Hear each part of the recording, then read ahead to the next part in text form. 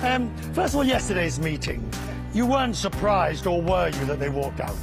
No, because we've already communicated very intensively with each of the G20 member countries, and we know that with the war in Ukraine, there is a strong response to that, and many of the G7++ saying that they cannot be in the same room with Russia.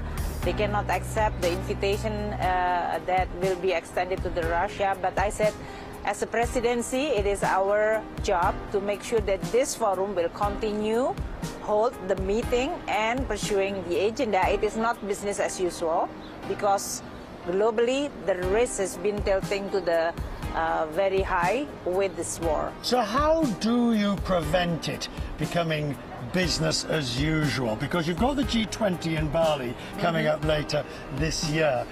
You're going to have, I mean, Janet Yellen's already said she ain't going if the Russian finance minister turns up. It's a leaders level meeting. I imagine in Jakarta there are many people, yourself including, say, what are we going to do? Well, a lot of sympathy. In fact, actually, all the G20 member countries sympathize with our position.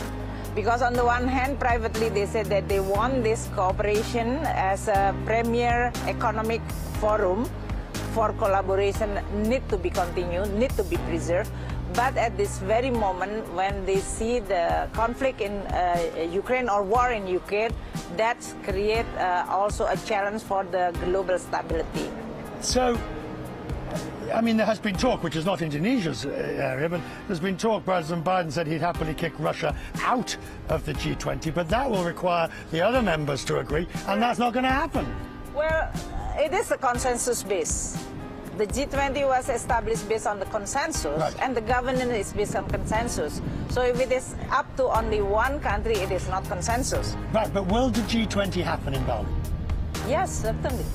It will.